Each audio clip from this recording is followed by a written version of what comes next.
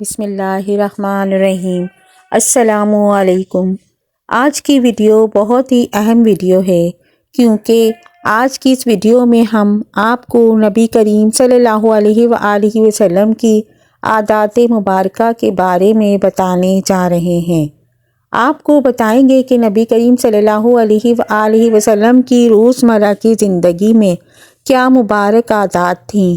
چونکہ ہر مسلمان پر نبی کریم صلی اللہ علیہ وآلہ وسلم کی اتباع لازم ہے، اس لیے ہر مسلمان کو چاہیے کہ آپ صلی اللہ علیہ وآلہ وسلم کی عادات و سیرت سے واقف ہوں تاکہ آپ صلی اللہ علیہ وآلہ وسلم کی مکمل اتباع کر سکیں۔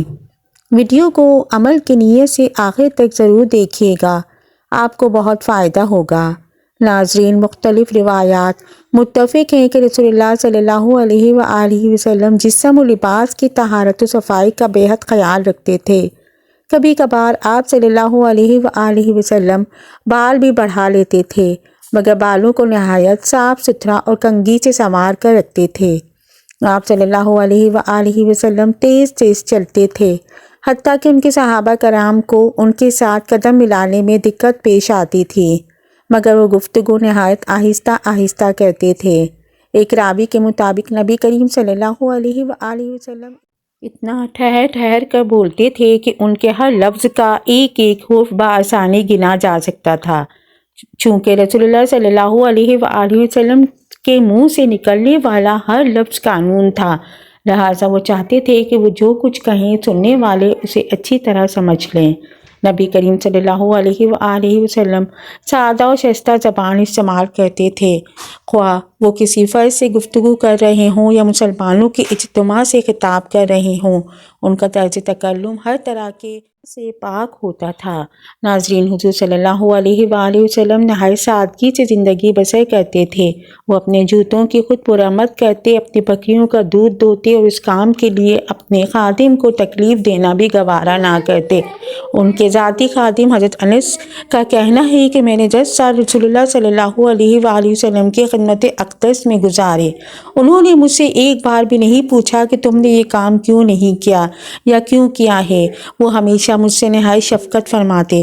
رسول اللہ صلی اللہ علیہ وآلہ وسلم کی عادت مبارکہ تھی کہ آپ صلی اللہ علیہ وآلہ وسلم ننھے منھے بچوں سے بڑا پیار کرتے تھے اور جہاں کہیں بچوں کو دیکھتے خوش ہو جاتے اور بچوں کو ہنسانے کے لیے ان سے مذاق بھی کرتے۔ فطری طور پر وہ اپنے نواسوں حضرت حسن و حسین رضی اللہ تعالیٰ عنہ سے بھی بے حد محبت کرتے۔ بسا اوقات وہ نماز کے دوران بھی ان میں سے ایک کو بازوؤں میں اٹھا لیتے۔ جب آپ صلی اللہ علیہ وآلہ وسلم سجدے میں جاتے نواسے کو پاس کھڑا کر لیتے اور سجدے سے اٹھ کر اسے پھر گود میں لے لیتے۔ جب دونوں بچے ذرا سیانے ہوتے تو وہ مسجد نبوی میں ادھر ادھر دوڑتے پھرتے۔ نماز باجماعت کے دوران کبھی کبھار وہ رسول اللہ صلی اللہ علیہ وآلہ وسلم کی ٹانگوں میں سے گزر جاتے۔ رسول خدا صلی اللہ علیہ وآلہ وسلم انہیں کچھ نہ کہتے۔ اللہ کے رسول ہر ایک سے مشفقانہ برتاؤ کرتے، حتیٰ کہ معمر خواتین ان سے لمبی لمبی بے سروپا باتیں بھی کرتی، مگر رسول اللہ صلی اللہ علیہ وآلہ وسلم کوئی اکتاہٹ محسوس نہ کرتے۔ سبحان اللہ، کیا شان ہے پیارے آقا کی، کیا اوصاف حمیدہ ہے رسول پاک کے۔ آپ صلی اللہ علیہ وآلہ وسلم کی عادت مبارکہ یہ تھی کہ سفر کے دوران وہ قافلے کے ہر فرد کے ساتھ رابطہ رکھتے اور بار بار لوگوں کے پاس جاتے تاکہ وہ خوش رہیں۔ ایسے ہی ایک موقع پر وہ اپنے پرانے دوست حضرت جابر رضی اللہ تعالیٰ عنہ کے پاس گئے جو اپنے بوڑھے اونٹ پر سوار جا رہے تھے۔ حضور نے خود پر اس طرح سنجیدگی طاری کر لی کہ کوئی بھی دیکھنے والا سمجھ سکتا تھا کہ نبی کریم صلی اللہ علیہ وآلہ وسلم مذاق فرما رہے ہیں۔ پھر انہوں نے جابر رضی اللہ تعالیٰ عنہ سے کہا، اچھا کیا تم اپنا اونٹ میرے ہاتھ فروخت کرنا چاہتے ہو؟ ہاں، مگر ایک شرط پر کہ میں اونٹ مدینہ واپس جا کر آپ کے سپرد کروں گا۔ جابر رضی اللہ تعالیٰ عنہ نے جواب دیا، لوگے کیا؟ آپ بتائیے، 1 درہم میں بیچو گے؟ رسول خدا صلی اللہ علیہ وآلہ وسلم نے کہا، اے اللہ کے نبی، آپ مجھے لوٹنا چاہتے ہیں؟ جابر رضی اللہ تعالیٰ عنہ نے پکارا، تو چلو 2 درہم لے لو، ہرگز نہیں تو 3، 4، 5۔ رسول اللہ صلی اللہ علیہ وآلہ وسلم نے قیمت بڑھائی اور بالآخر 40 درہم تک پہنچ گئے، اور حضرت جابر رضی اللہ تعالیٰ عنہ रजामंद हो गए। फिर रसूलुल्लाह सल्लल्लाहु अलैहि वसल्लम ने चंद इधर उधर की बातें की और काफिले में किसी और शख्स से मुलाकात के लिए रवाना हो गए। मदीना वापस पहुंचकर जाबिर रज़ियल्लाहु तआला अन्हु ने अपनी ज़ौजा से तमाम माजरा कह सुनाया, बताया कि किस तरह दौरानी सफ़र रसूल खुदा सल्लल्लाहु अलैहि वसल्लम से खुशगवार मुलाकात हुई थी। नेक बख्त कुछ ज़्यादा ही मोहतात थे और उसने हज़रत जाबिर से इसरार किया कि वो रसूलुल्लाह सल्लल्लाहु अलैहि वसल्लम की बात को मजाक तस्वुर ना करें, बल्कि ऊँट रसूलुल्लाह सल्लल्लाहु अलैहि वसल्लम के घर ले जाएं। जब रसूलुल्लाह सल्लल्लाहु अलैहि वसल्लम को इत्तला मिली तो वो मुस्कुराए और उन्होंने अपने खजानची को हुक्म दिया कि जाबिर को 40 दरम अदा कर दिए जाएं। रसूलुल्लाह सल्लल्लाहु अलैहि वसल्लम ने वो ऊँट बतौर तोहफ़ा दोबारा जाबिर रज़ियल्लाहु तआला अन्हु के हवाले कर दिया। ये ऊँट उसके बाद भी कई साल तक हज़रत जाबिर रज़ियल्लाहु तआला अन्हु के पास रहा। जब भी जाबिर रज़ियल्लाहु तआला अन्हु को इस वाक़ये की याद आती, वो रसूल पाक के इस यादगार तोहफ़े को देखते तो नबी करीम सल्लल्लाहु अलैहि वसल्लम की याद में खो जाते। नाज़रीन, अल्लाह के नबी सल्लल्लाहु अलैहि वसल्लम जानवरों पर भी बड़ी शफ़क़त फरमाते। एक रोज़ हुज़ूर सल्लल्लाहु अलैहि वसल्लम गस्ते की मायत में जा रहे थे कि एक सहाबी हुज़ूर सल्लल्लाहु अलैहि वसल्लम के पास किसी परिंदे के चंद छोटे छोटे बच्चों को लाया। उनकी माँ भी साथ थी। रसूल खुदा सल्लल्लाहु अलैहि वसल्लम ने उससे पूछा तो सहाबी ने बताया, मैंने इन बच्चों को एक घोंसले में देखा। जो ही मैं इनके करीब गया तो उनकी माँ परवाज कर गई। मैंने तमाम बच्चों को अपने रुमाल में लपेट लिया। जब मैं चला तो इनकी माँ भी मेरे सर पर मंडलाने लगी। मैंने रुमाल को ज़मीन पर खोल कर रख दिया तो माँ भी बच्चों के पास आ गई और मैंने उसे भी बच्चों के साथ रुमाल में लपेट लिया। अब ये सब आपके सामने है। रसूलुल्लाह सल्लल्लाहु अलैहि वसल्लम ने सहाबी को हुक्म दिया कि वो फिलफौर वापस जाए और बच्चों को उनकी माँ समेत उनके घोंसले में छोड़ कर आए।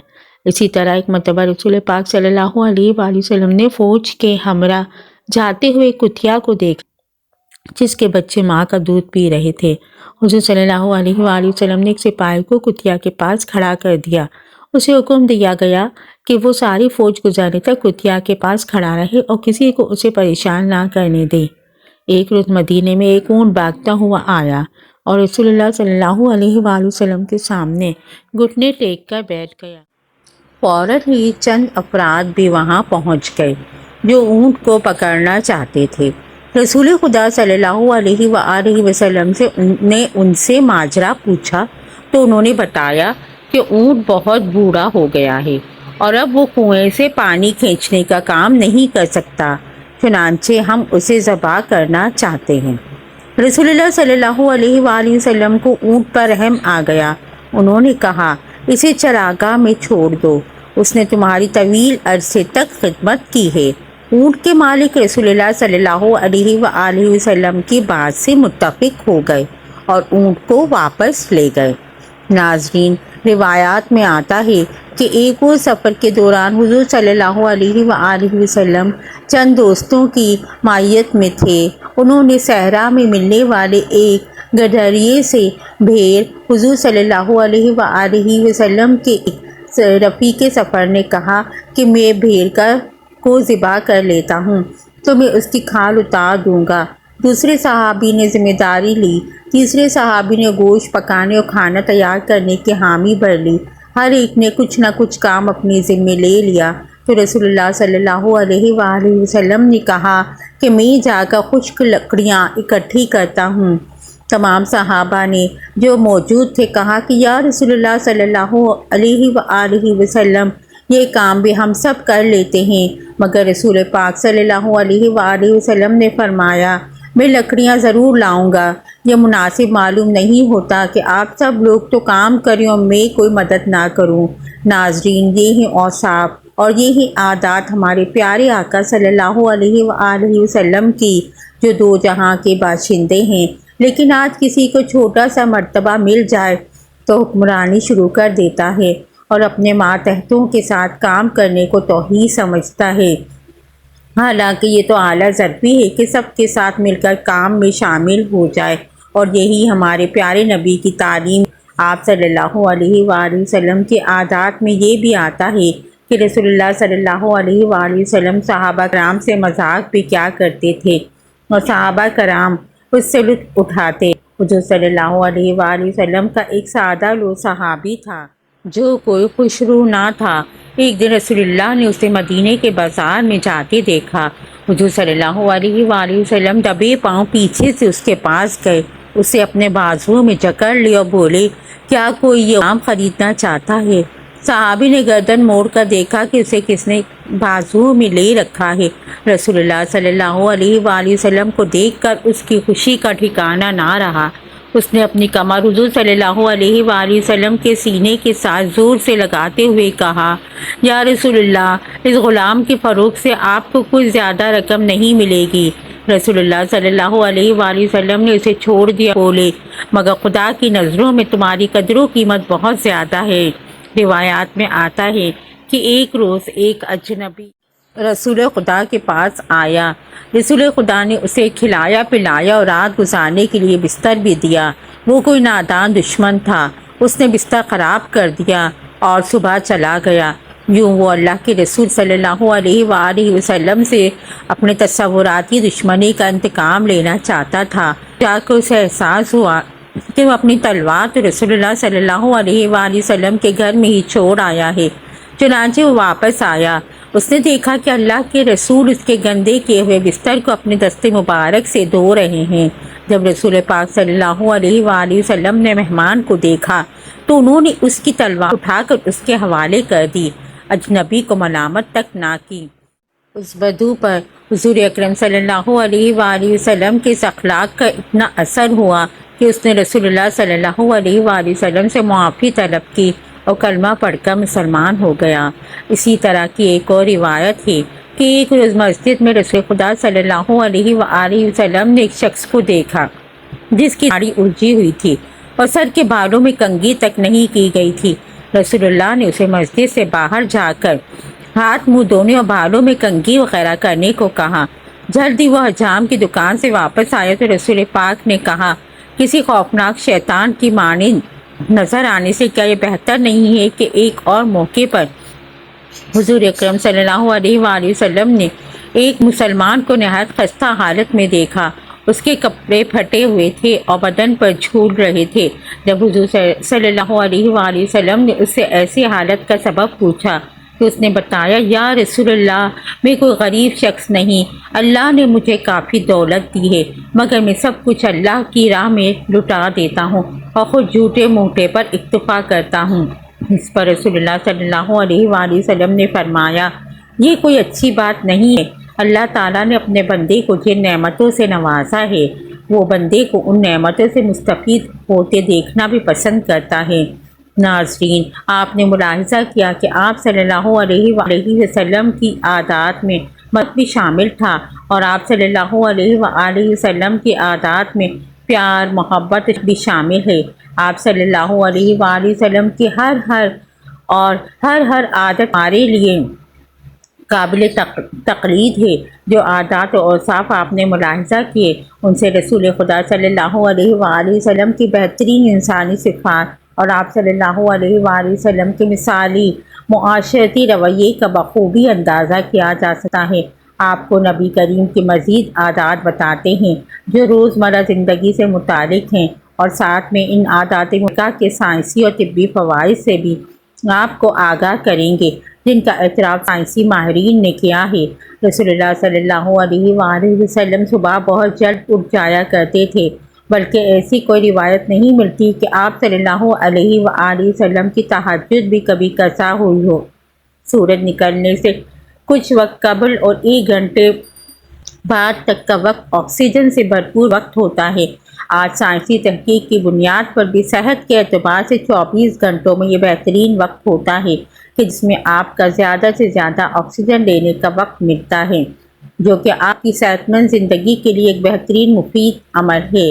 آپ صلی اللہ علیہ وآلہ وسلم کی عادت تھی کہ صبح نیند سے اٹھنے کے بعد رسول اللہ آنکھوں کا مساج فرمایا کرتے تھے۔ یاد رہے کہ جسم کا پورا نظام 11 سسٹم مشتمل ہے۔ نیند سے اٹھنے کے بعد یہ سسٹم بحال ہونے میں 11 سے 12 منٹ لیتا ہے۔ اگر آپ آنکھوں کا مساج کرتے ہیں تو یہ سسٹم 10 سے 15 سیکنڈ میں فوراً بحال ہو جاتا ہے۔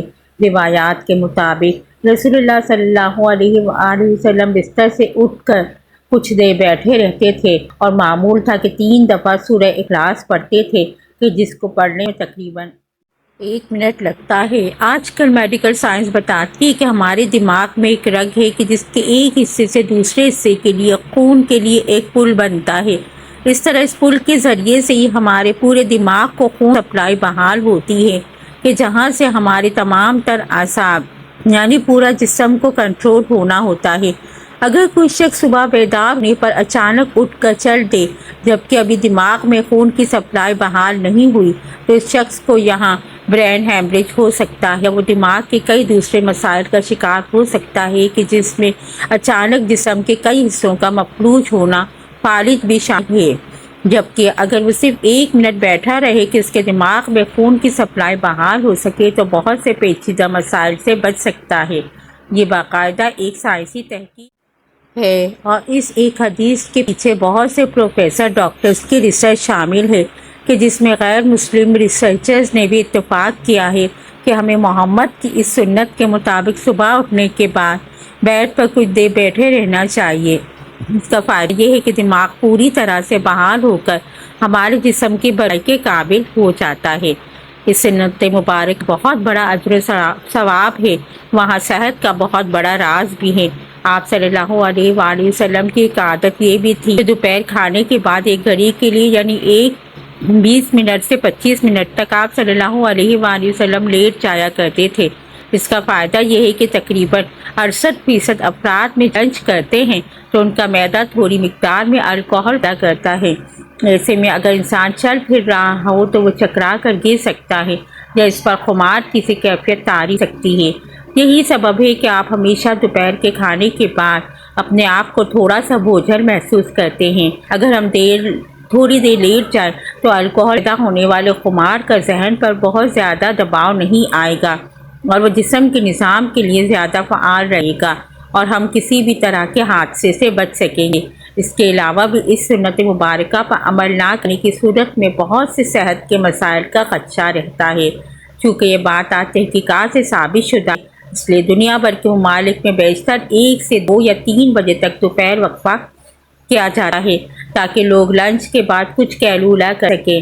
آج پورا یورپ رسول اللہ صلی اللہ علیہ وآلہ وسلم کی سنت کو عملاً اپنائے ہوئے ہیں اور پورے یورپ میں دوپہر 1 سے 3 بجے تک کا وقفہ ہوتا ہے۔ انہوں نے سنت رسول پر ریسرچ کی اپنایا اور ہم سے بہتر صحت کا معیار رکھتے ہیں۔ رسول اللہ کے معاملات و عادات میں پیر جمعرات کا روزہ بھی شامل تھا اور آپ صلی اللہ علیہ وآلہ وسلم نے روزوں کو رکھنے کی ترغیب بھی دلائی، یعنی کہ ہفتے میں 2 روزے۔ حضور صلی اللہ علیہ وآلہ وسلم کا قول مبارک ہے کہ مسلمان 1 آنکھ میں کھانا کھاتا ہے جبکہ کافر 3 آنکھ میں، اور ہمیں نصیحت فرمائی کہ جب خوب بھوک لگے تو کھانا کھاؤ اور ابھی بھوک باقی ہو تو چھوڑ دو۔ یہ عمل آج کل جدید میڈیکل زبان میں آٹوفیجیا کہلاتا ہے۔ یہ انسانی جسم کو صحت مند رکھنے کا بہت عظیم راز ہے۔